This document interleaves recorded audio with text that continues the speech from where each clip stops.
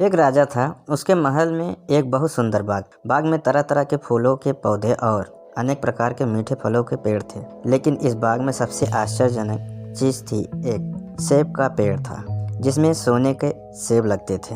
राजा ने इस पेड़ की देखभाल का खास इंतजाम कर रखा था। जब इसके फल पकते थे तो चौकीदार रात दिन पेड़ का पहरा दिया करते थे ताकि कोई सोने का सेब चुरा न ले जाए।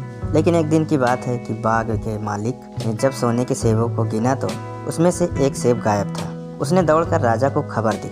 राजा फौरन बाग में पहुंचा। उसे यह देखकर बड़ा आश्चर्य हुआ।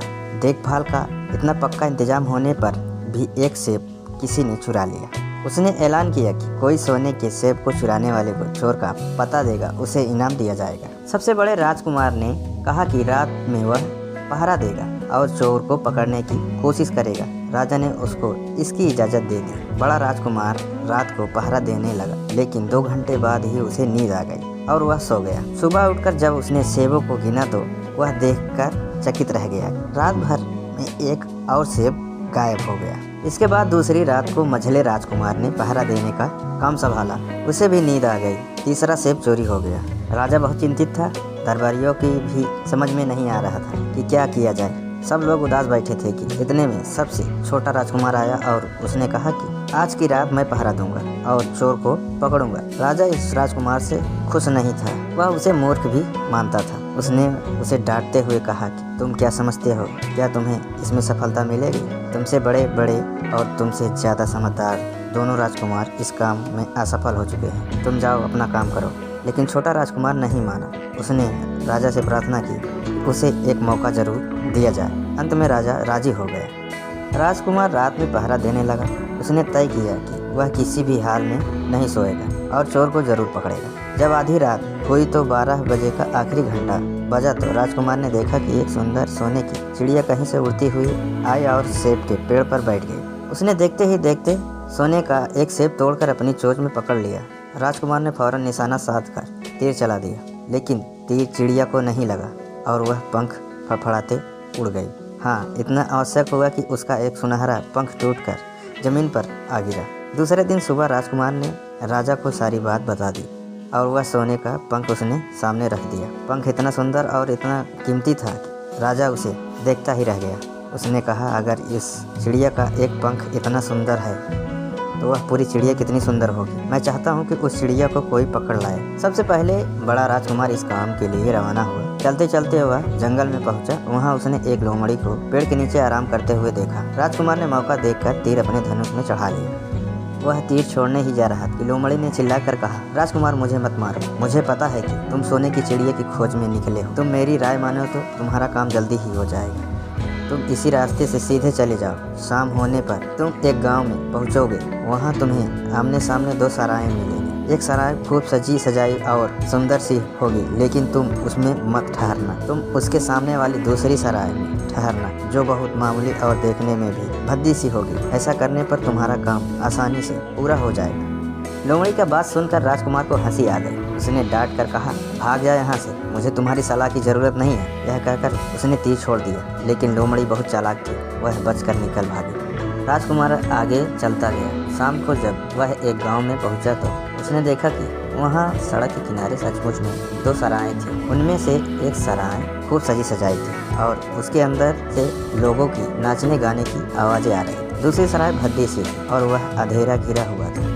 राजकुमार सजी सजाई सराय में ठहर गया। थोड़ी देर में वह भूल गया कि वह असल में सोने की चिड़िया की खोज में निकला था। उधर जब काफी समय बीत गया और बड़ा राजकुमार नहीं लौटा तो मझला राजकुमार की चिड़िया की खोज में चल पड़ा। वह भी उसी तरह चलते चलते जंगल में पहुंचा तो वही लोमड़ी उसे भी मिली। इस राजकुमार ने भी लोमड़ी की बात पर कोई ध्यान नहीं दिया। जब वह शाम को उस गांव में पहुंचा तो बड़े राजकुमार की तरह सजी सजाई सराय में ठहरा। वहाँ के नाच रंग में मस्त होकर वह भी अपना काम भूल गया। यहाँ तक कि उसे घर लौटने की भी सुध न रही। अंत में सबसे छोटे राजकुमार ने राजा से कहा कि मैं सोने की चिड़िया की खोज में जाऊंगा। राजा को विश्वास था कि जब उससे बड़े दोनों राजकुमार इस काम में सफल नहीं हुए तो इसे और भी असफलता नहीं मिलेगी। लेकिन इसके जिद करने पर राजा ने उसे इजाज़त दे दी। छोटा राजकुमार तैयार होकर सोने की चिड़िया की खोज में निकला। जंगल में उसे भी लोमड़ी मिली। राजकुमार ने लोमड़ी की बात ध्यान से सुना और लोमड़ी से कहा कि ठीक है, तुम जैसे कह रही हो वैसा ही करूँगा। अब तुम जाओ, मैं तुम्हें नहीं मारूंगा। इस पर लोमड़ी खुश होकर बोली, तुम सबसे अच्छे लड़के मालूम होते हो। तुमने मेरी बात का मजाक नहीं उड़ाया और मुझ पर तीर नहीं चलाया। मैं तुमसे खुश हूँ और तुम्हारा मदद करूँगी। आओ तुम मेरी पूंछ पर बैठ जाओ, मैं तुम्हें उस सराय तक पहुँचा देती हूँ। देखते ही देखते लोमड़ी की पूंछ काफ़ी बड़ी हो गई और राजकुमार उस पर बैठ गया। उसके बैठते ही लोमड़ी हवा में उड़ने लगी और थोड़ी ही देर में मैदानों और पहाड़ों को पार करके उसी गांव में जा पहुंची। राजकुमार ने उसकी सलाह मानकर छोटी और पुरानी सराय में डेरा डाल दिया। वह दूसरी सजी सराय से दूर ही रहा। दूसरे दिन सुबह उठकर जब वह आगे बढ़ा तो कुछ दूर चलने पर उसे वह लोमड़ी फिर से रास्ते में मिल गई। लोमड़ी ने उससे कहा, अब मैं तुम्हें बताती हूँ कि आगे तुम्हें क्या करना चाहिए।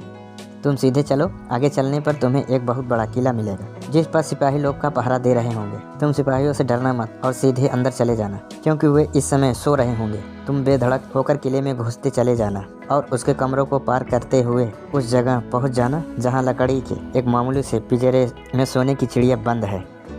तुम चिड़िया को पिंजरे सहित उठाकर किले से बाहर ले आना, लेकिन एक बात याद रखना, चिड़िया पिंजरे के पास ही एक बहुत सुंदर सोने का पिंजरा भी रखा होगा। तुम भूलकर भी चिड़िया को उस पिंजरे में मत रखना, मगर तुम उसे लकड़ी के पिंजरे में से निकालकर सोने के पिंजरे में रखने की कोशिश करोगे तो बाद में पछताओगे। यह कहकर लोमड़ी ने राजकुमार को फिर से अपनी पूंछ पर बिठाया और थोड़ी ही देर में उसको किले के पास पहुंचा दिया। राजकुमार ने किले के पास जाकर देखा कि सचमुच में उसके पहरेदार सो रहे थे। वह बिना डरे सीधा महल में घुस गया और थोड़ी ही देर बाद उस कमरे में जा पहुंचा जहां सोने की चिड़िया एक पिंजरे में बैठी हुई थी। पिंजरे के पास ही सोने के 3 सेब पड़े हुए थे। इन सेबों को देखकर राजकुमार ने फौरन पहचान लिया कि ये सेब उसके पिता के बाग के ही हैं। सोने की चिड़िया इतनी सुंदर थी कि राजकुमार उसको देखता ही रह गया। वह उसको उठा लाने ही वाला था कि उसकी नज़र पास ही पड़े एक सुंदर पिंजरे पर पड़ी। वह पिंजरा बहुत ही सुंदर था और उसमें तरह तरह के कीमती पत्थर जड़े हुए थे। सोने की चिड़िया के लिए वही पिंजरा ठीक मालूम पड़ता था। राजकुमार लोमड़ी की बात को भूल गया और उसने सोने की चिड़िया को लकड़ी के पिंजरे से निकालकर सोने के पिंजरे में बंद कर दिया। लेकिन नए पिंजरे में आते ही चिड़िया ने खूब जोर जोर से शोर मचाना शुरू कर दिया। राजकुमार पिंजरे को उठाकर कमरे से बाहर भी नहीं निकल पाया था कि बहुत से सिपाही कमरे में घुस आए और उन्होंने राजकुमार को पकड़ लिया।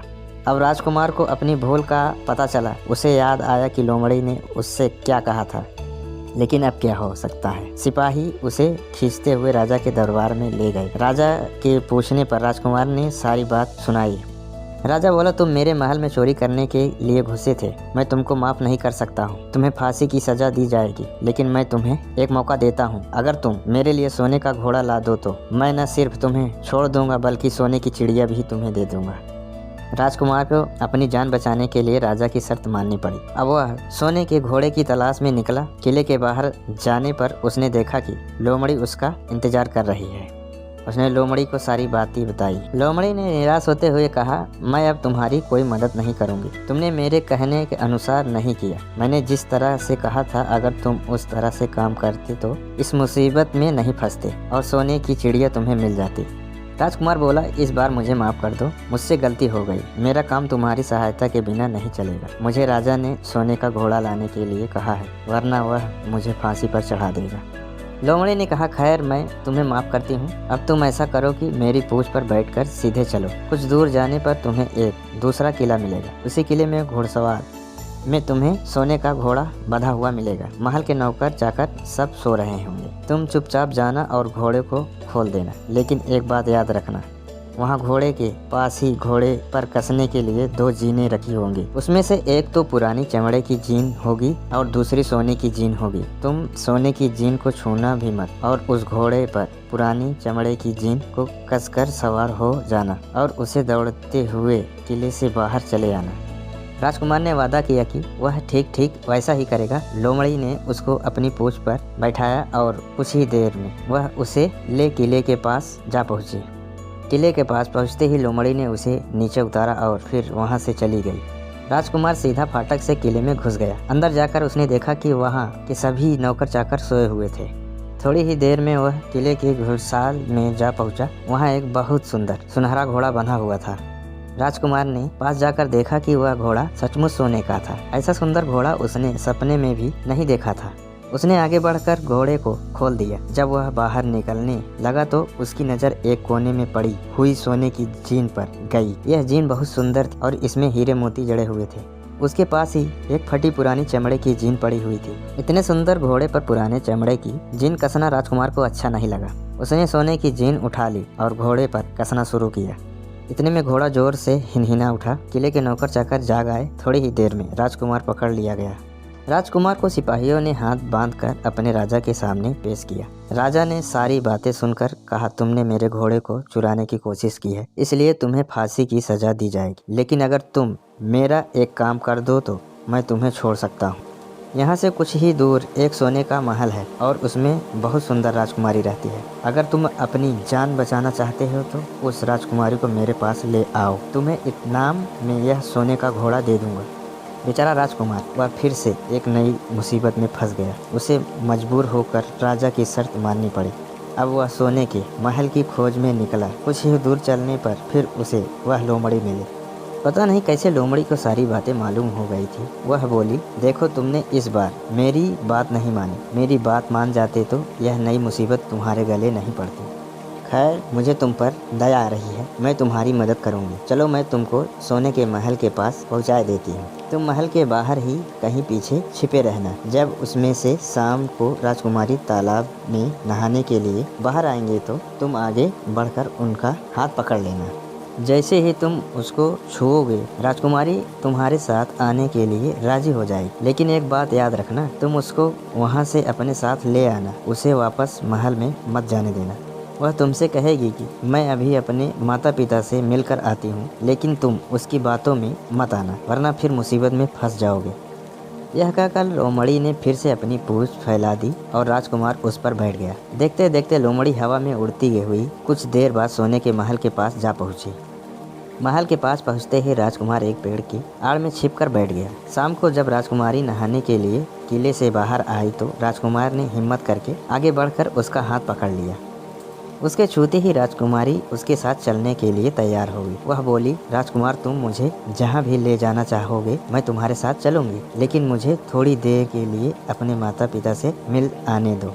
राजकुमार ने कहा, नहीं यह नहीं होगा, तुम्हें तुरंत मेरे साथ चलना पड़ेगा। लेकिन राजकुमारी रोने लगी। इतनी सुंदर राजकुमारी को रोते देखकर राजकुमार का मन पिघल गया। अंत में वह राजी हो गया। बोला, जाओ थोड़ी देर के लिए माता पिता से मिल आओ, लेकिन फिर तुरंत बाहर चली आना। लेकिन राजकुमारी ने जैसे ही किले में पैर रखा, किले के पहरेदार जाग गए और उन्होंने राजकुमार को पकड़ लिया। राजकुमार बहुत पछताया, लेकिन अब क्या हो सकता था। सिपाहियों ने उसे अपने राजा के सामने पेश किया। राजा बहुत निराश था। उसने उसी वक्त हुक्म दिया, इस राजकुमार को फौरन फांसी पर चढ़ा दिया जाए। यह सुनकर राजकुमार रोने गिड़गिड़ाने लगा। इस पर राजा ने थोड़ी देर विचार करने के बाद कहा, मैं अपनी आज्ञा वापस नहीं ले सकता, लेकिन अगर तुम मेरा एक काम कर दो तो तुम्हारी जान बच सकती है। हमारे किले के ठीक सामने यह जो बड़ा पहाड़ है, इसके कारण हमारे किले की सुंदरता नष्ट होती है। अगर तुम 8 दिन में इस पहाड़ को खोद कर साफ कर दो तो हम तुम्हें क्षमा कर देंगे और राजकुमारी का विवाह तुम्हारे साथ करा देंगे। राजकुमार किले के बाहर आकर पहाड़ को देखने लगा। उसके हाथ में एक छोटी सी कुदाली थी। उसकी समझ में नहीं आ रहा था कि इतना बड़ा पहाड़ 8 दिन में वह कैसे खोद सकेगा। फिर भी उसे अपनी जान तो बचानी ही थी, इसलिए वह पहाड़ खोदने लगा। धीरे धीरे 7 दिन बीत गए। इतने दिन तक लगातार खोदने पर भी पहाड़ का सिर्फ एक कोना ही खोद सका। वह दुखी होकर बैठ गया। उसे अब अपने पर बहुत अधिक क्रोध आ रहा था। वह मन में कहने लगा कि अगर मैंने लोमड़ी की बात मान ली होती तो कितना अच्छा होता। लोमड़ी ने मुझको हर बार ठीक सलाह दी और मैं हर बार उसका कहना ना मानकर नई से नई मुसीबत में फंस जाता हूँ। राजकुमार इस तरह सिर झुकाए बैठा था कि अचानक उसे अपने पैर के पास लोमड़ी की पूंछ हिलती दिखाई दी। उसने नजर उठाकर देखा तो सचमुच में वही लोमड़ी खड़ी। लोमड़ी ने मुस्कुराते हुए कहा, क्यों, क्या हाल है? इस बार तो तुम्हारी मदद करने की मेरी जरा भी इच्छा नहीं थी, लेकिन मैं तो 7 दिन से तुमको पहाड़ खोदते हुए देख रही हूँ। मुझे दया आ गई और मैं तुम्हारी मदद के लिए चली आई। आओ, तुम बहुत थक गए हो, सो जाओ। मैं थोड़ी ही देर में तुम्हारा काम पूरा कर दूंगी। इस बार राजकुमार ने तय कर लिया था कि अब वह लोमड़ी जिस तरह कहेगी वह उसी तरह करेगा। वह चुपचाप उठकर एक तरफ सोने चला गया। थोड़ी ही देर में उसे नींद आ गई। सुबह जब वह सोकर उठा तो उसे अपनी आंखों पर विश्वास नहीं हो रहा था। वहाँ कहीं भी पहाड़ का नाम नहीं था और महल का सुंदर दृश्य दिखाई दे रहा था। राजकुमार सीधा राजा के पास पहुंचा। राजा उसके काम पर बहुत खुश था। उसने तुरंत अपने वादे के अनुसार राजकुमारी के साथ उसका विवाह कर दिया। जब राजकुमार उस सुंदर राजकुमारी के साथ कुछ दूर चला तो उसे रास्ते में फिर वही लोमड़ी मिली। लोमड़ी बोली, बधाई हो राजकुमार, राजकुमारी के साथ तुम्हें देखकर मुझे बड़ी खुशी हो रही है, लेकिन अब तुम्हें सोने का घोड़ा और सोने की चिड़िया भी प्राप्त करनी चाहिए, क्योंकि वे दोनों चीज़ें तुम्हारे ही लायक हैं और तुम उन्हें आसानी से प्राप्त कर सकते हो। राजकुमार बोला, लेकिन भला मुझे सोने का घोड़ा और सोने की चिड़िया कैसे मिल सकती है? मैं तो इस राजकुमारी को भी उस राजा के लिए ले जा रहा हूँ। लोमड़ी ने कहा, नहीं, तुम ऐसा काम कभी मत करना। इस राजकुमारी के साथ तुम्हारा विवाह हुआ है और यह सब अब तुम्हारी ही है। अगर तुम मेरे कहने के अनुसार काम करो तो तुम्हें सोने का घोड़ा और सोने की चिड़िया भी मिल सकती है। तुम पहले इस राजकुमारी को लेकर सोने के घोड़े वाले राजा के पास जाओ। राजा खुश होकर तुमको सोने का घोड़ा दे देगा। तुम घोड़े पर सवार हो जाना और सवार होकर सबसे विदा लेना। राजकुमारी से तुम सबसे बाद में विदा लेना। जैसे ही तुम राजकुमारी के पास पहुँचो, तुम उसे हाथ से पकड़कर घोड़े के ऊपर खींच लेना और घोड़े को दौड़ा देना। सोने का घोड़ा इतना तेज दौड़ता है कि दुनिया का तेज से तेज घोड़ा भी उसकी बराबरी नहीं कर सकता। जाओ, तुम पहले इतना काम पूरा करो, इसके बाद आगे का काम मैं तुम्हें बाद में बताऊंगी। मैं तुम्हें वहाँ रास्ते में मिलूंगी। राजकुमार ने ठीक वैसा ही किया जैसा लोमड़ी ने उससे कहा था। जब सोने के घोड़े वाले राजा ने खुश होकर उसे इनाम में सोने का घोड़ा दिया तो राजकुमार उस पर सवार हो गया, उससे विदा लेने लगा। अंत में वह राजकुमारी को उठाकर घोड़े को तेजी से दौड़ाता हुआ किले से बाहर दूर निकल आया। रास्ते में एक पेड़ के नीचे लोमड़ी उसका इंतजार कर रही थी। उसे देखकर लोमड़ी बोली, शाबाश, अब तुम सोने की चिड़िया भी प्राप्त कर लो। जब तुम सोने की चिड़िया वाले राजा के पास पहुँचोगे तो वह इस घोड़े को देखकर बहुत खुश होगा। तुम उससे कहना कि पहले सोने की चिड़िया का पिंजरा मेरे हाथ में दे दो, तब मैं यह घोड़ा तुमको दूंगा। जब यह पिंजरा तुम्हारे पास लाए तो तुम पिंजरा उसके हाथ से छीन लेना और घोड़े को दौड़ा देना। बस ऐसा चिड़िया तुमको मिल जाएगी और कोई तुम्हें पकड़ भी नहीं सकेगा। इस बार राजकुमार ने ठीक वैसा ही किया। वह राजकुमारी के साथ ही घोड़े पर बैठा रहा और जब राजा ने उसके हाथ में सोने की चिड़िया का पिंजरा दिया तो उसने देखते ही देखते एड़ मार दी और सोने का घोड़ा हवा में बातें करने लगा। कुछ दूर चलने पर लोमड़ी उसे मिली। राजकुमार ने उससे कहा, तुमने मेरी बड़ी मदद की है। तुम्हारी वजह से मुझे न सिर्फ सोने की चिड़िया मिली बल्कि सोने का घोड़ा और इतना सुंदर राजकुमारी भी मिल गई। बताओ, मैं तुमको क्या इनाम दूं? मैं तुमको कुछ न कुछ जरूर देना चाहता हूँ। लोमड़ी ने कहा, अगर तुम खुश हो तो मेरा एक काम कर दो। तुम एक तीर चलाकर मुझे मार दो। इस समय तुम यही सबसे बड़ा काम मेरे लिए कर सकते हो।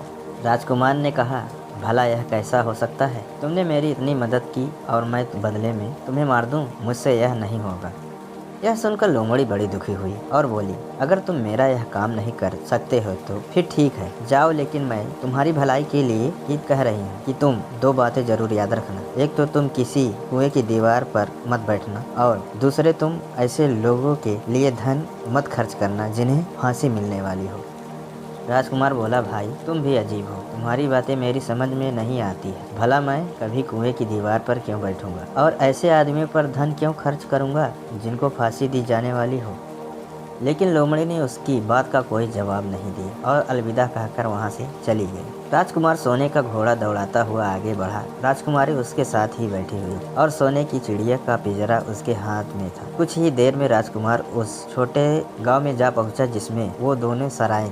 गांव के लोग और खास तौर से बच्चे उसके देखने के लिए बाहर निकल आए। सोने के घोड़े पर इतने सुंदर राजकुमार के साथ बैठी एक राजकुमारी को देखकर सभी लोग चकित थे। इतने में राजकुमार ने देखा कि गांव के बगीचे में एक जगह बहुत से लोग जमा हैं और कुछ शोर हो रहा है। राजकुमार ने पूछने पर लोगों ने बताया कि वहां दो आदमियों को फांसी देने की तैयारी हो रही है। राजकुमार उधर ही चल पड़ा।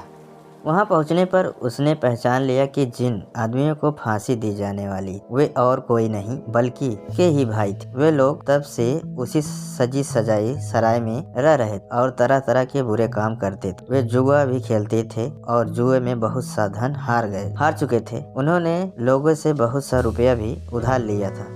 इन्हीं बातों से चिढ़कर अब गांव वाले ने उन्हें फांसी पर चढ़ाने जा रहे। राजकुमार भला यह कैसे होने देता। उसने लोगों से कहा कि मुझसे रुपया ले लो और इन लोगों को छोड़ दो। उसके बहुत कहने सुनने पर लोग राजी हो गए और उन्होंने उन दोनों आदमियों को रिहा कर दिया। राजकुमार अपने भाइयों को छुड़वा कर आगे चला। कुछ दूर चलने पर जंगल में उन्हें एक कुआं दिखाई दिया।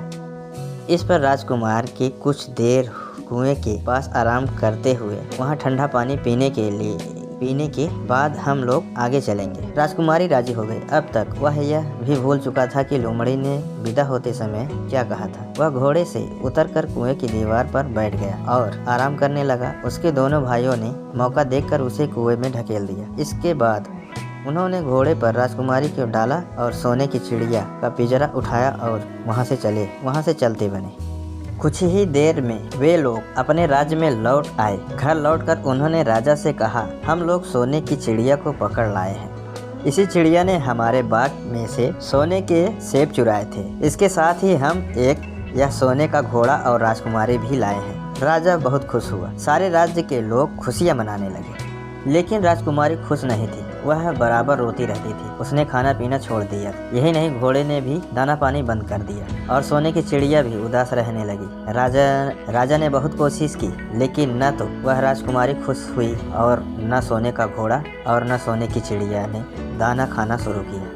उधर छोटा राजकुमार कुएं में गिरा था, लेकिन वह मरा नहीं। कुआं बहुत गहरा था, लेकिन उसमें पानी बहुत थोड़ा था। वह कुएं में बैठे बैठे अपने भाग्य को कोसता रहा। अब उसे फिर उसी लोमड़ी की याद आई और वह पछताने लगा।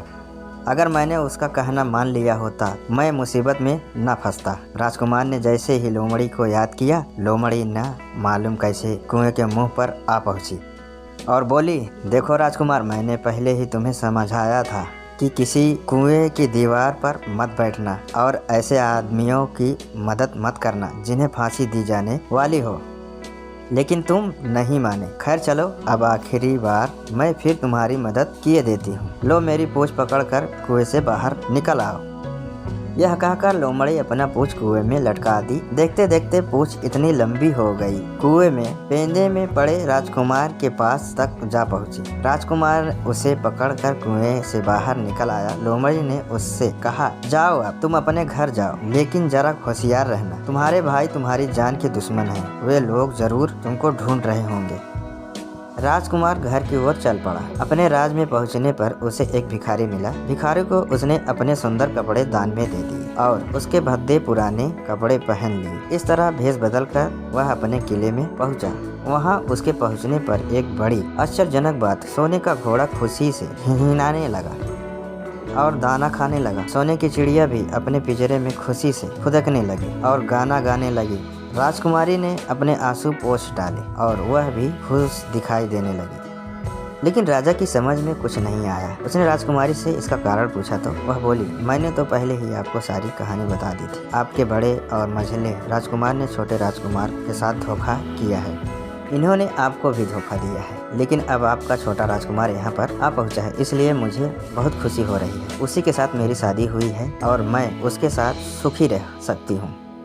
फिर उसने मैले कुचले कपड़े पहने एक आदमी की ओर इशारा करते हुए कहा, वह रहा आपका छोटा राजकुमार।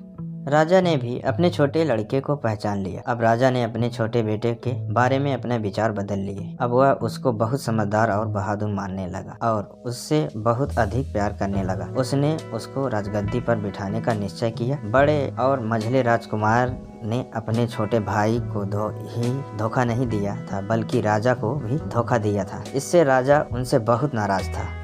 उसने उन दोनों को अपने राज्य से निकलवा दिया। इसके बाद बड़ी धूमधाम के साथ राजकुमारी के साथ राजकुमार का विवाह हुआ और दोनों खुश रहने लगे। लेकिन राजकुमार उस लोमड़ी को नहीं भूला था जिसने उसकी सहायता की थी। एक दिन समय निकालकर वह जंगल में उस लोमड़ी की खोज में निकला। बहुत ढूंढने के बाद एक पेड़ के खोखले भाग में उसने उस लोमड़ी को चुपचाप बैठे हुए देखा। लोमड़ी बहुत उदास थी और पहले से बहुत ज़्यादा दुबली भी हो गई थी। राजकुमार को देखते ही लोमड़ी ने उसे पहचान लिया और कहा, कहो राजकुमार, आज इधर कैसे भूल पड़े? राजकुमार ने कहा, मैं आज तुम्हें ही ढूंढने के लिए आया हूँ। चलो मेरे बाग में आराम से रहना, वहाँ तुम्हें किसी तरह की तकलीफ नहीं होगी। यहाँ तो जंगल में तुम्हें खाने पीने की तकलीफ होती होगी और जंगली जानवरों और शिकारियों का डर बना रहता होगा। लोमड़ी ने कहा, नहीं राजकुमार, मैं यहाँ ठीक हूँ, और भला अब तुम्हें मेरे दुख से क्या लेना देना। तुम्हारा काम निकल गया, अब तुम सुख से अपने राज्य में रहो। राजकुमार बोला, नहीं, तुमने मेरा बड़ा उपकार किया है, मैं तुम्हें इनाम देना चाहता हूँ और अपने साथ ही रखना चाहता हूँ। राजकुमारी भी बहुत खुश होंगी, वह भी तुमसे मिलना चाहती है। लोमड़ी बोली, अगर तुम सचमुच में मुझे इनाम देना चाहते हो तो मेरा एक काम कर दो। मैंने तुमसे पहले भी कहा था कि तुम तीर चलाकर मुझे मार दो, इसी में मेरा लाभ होगा। असल में एक जादूगर ने मुझ पर जादू कर रखा है। मैं लोमड़ी नहीं हूँ, मुझे उसके जादू के प्रभाव से लोमड़ी के रूप में रहना पड़ रहा है। मैं तो उसी देश का राजकुमार हूँ जहाँ की राजकुमारी से तुम्हारा विवाह हुआ है। असल में वह राजकुमारी मेरी छोटी बहन है। अगर तुम तीर चलाकर मुझे मार दोगे तो इस जादू से मुझे मुक्ति मिल जाएगी और मैं फिर से अपने देश लौट सकूंगा। राजकुमार को यह सुनकर बड़ा आश्चर्य हुआ। उसने फौरन अपने धनुष पर तीर चढ़ाया और लोमड़ी की ओर छोड़ दिया। तीर के लगते ही लोमड़ी मर गई और उसमें से एक सुंदर सा राजकुमार निकल आया। फिर दोनों राजकुमार आपस में गले मिले। इसके बाद दोनों राजकुमार वापस महल में लौट आए। वहाँ राजकुमारी अपने भाई से मिलकर बहुत खुश हुई।